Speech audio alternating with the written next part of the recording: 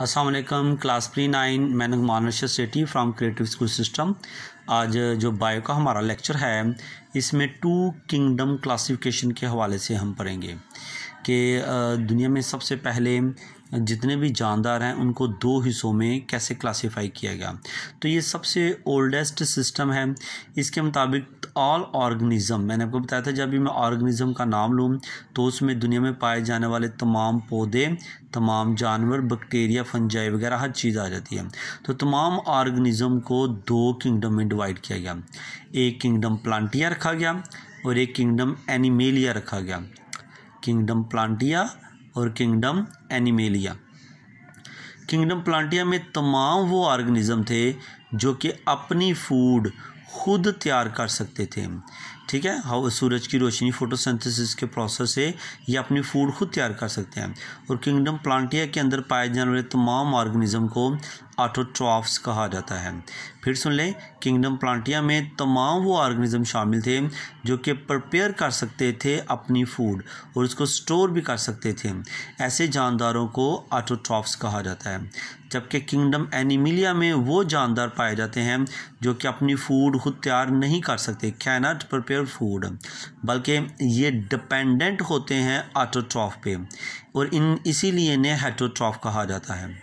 ठीक है, दोबारा से सुन लें कि ये ऐसे जानदार होते हैं जो कि अपनी फूड खुद तैयार नहीं कर सकते, बल्कि ये डिपेंडेंट होते हैं ऑटोट्रॉफ पे, इसलिए इन्हें कहा जाता है हेटरोट्रॉफ।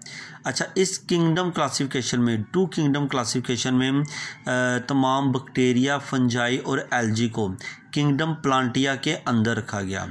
ठीक है, एक तो इस 2 किंगडम क्लासिफिकेशन की गलती ये थी। दूसरी ये कि एक यूनिसेल, बहुत सारे यूनिसेलुलर ऑर्गेनिज़म है जैसे कि यूग्लिना ऐसा जानदार यूनिसेलुलर ऑर्गेनिज़म है जिसके अंदर पौधों और जानवरों दोनों तरह के इसके अंदर करैक्टरिस्टिक्स पाए जाते हैं। मसलन यह है कि अपनी खुराक को खुद भी तैयार कर लेता है और दूसरों की बनी बनी खुराक को भी ये खा जाता है, यूग्लिना। ठीक है, इस किस्म के जानवरों के लिए, इस किस्म के ऑर्गेनिज़म के लिए कोई भी एक्स्ट्रा जो है ना वो उन्होंने चीज़ नहीं बताई थी। इसके अलावा इस सिस्टम में 2 जो है ना प्रोकैरियोटिक और यूकैरियोटिक सेल को इग्नोर किया गया। अब प्रोकैरियोटिक सेल कौन सा होता है, ये देखें मैंने नीचे 2 सेल बनाए हैं। एक सेल बिल्कुल सिंपल है और एक सेल के अंदर सेंटर में न्यूक्लियस है। तो ऐसा सेल जिसके अंदर न्यूक्लियस नहीं होता वो प्रोकैरियोटिक सेल होता है और ऐसा सेल जिसके सेंटर में न्यूक्लियस होता है उसे यूकैरियोटिक सेल कहते हैं। इन दोनों सेल के बारे में भी इन्होंने किसी किस्म का कोई डिफरेंस नहीं बताया था।